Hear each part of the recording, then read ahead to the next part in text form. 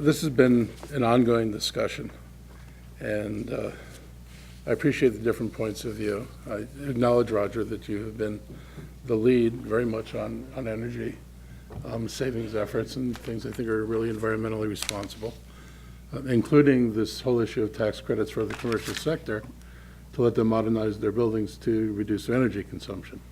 But I think that, we've talked about the bigger picture. I really get uncomfortable when this tax gets hung out here, as this is the reason why someone goes someplace else. And I'm going to say this again. Virginia has a gross receipts tax.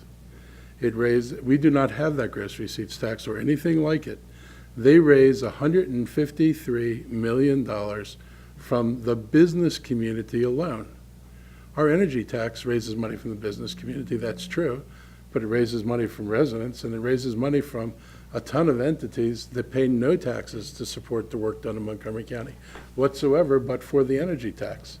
So the business community's hit is not the hit of equal to what the Virginia, I think it's called the BPOL tax is.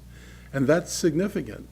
And so you can't just say, oh, there's this one tax that scares everybody away, because I would have been going and, every other previous year and saying, my God, why don't you come to Montgomery County? We don't have the BPOL. You could save yourself 2% of your revenues by just, coming to Montgomery County. And so I don't get the alarmist feeling about this tax. I don't think it's the end of the world. It's oddly progressive in the sense that if I had to raise $11 million without this tax, I'd be left with the property tax, which would only fall on residents and businesses. And all these other entities which don't get taxed would not be contributing to $11 million. So I'd have a smaller pool of entities contributing the same amount of money. I'm open to a discussion about credits for exceptionally high users of energy. We did that with the server farm and a tax credit. It may make sense if you have some businesses that require, just amazing amounts of energy to do business, that we have to, make some adjustment in that. But I think this broad adjustment is really not warranted at this time. I'm worried about next year.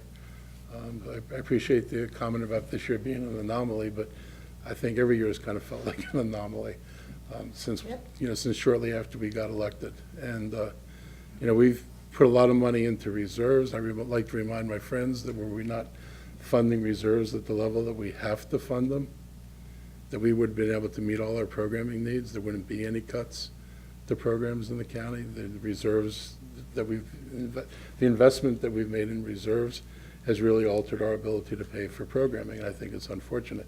And it's ironic, I will add, that the industry that rates us, which helped contribute to the financial collapse with the banks that wrecked us, now has us directing more money into the very banks that were part of the problem in the first place. I mean, it's a really sweet deal where they get to say, if you don't put away 10% of your reserves in the banks, then we're going to punish you. So it's like they found another way to reward themselves.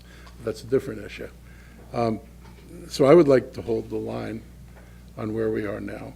I won't vote for any 5% or any increments, but I do think a discussion is worthwhile, and I'm confident that this committee can engage the executive in the discussion about particular things they think might be beneficial, and I would be open to things that might be beneficial, but I think for now we're better off leaving this as it were.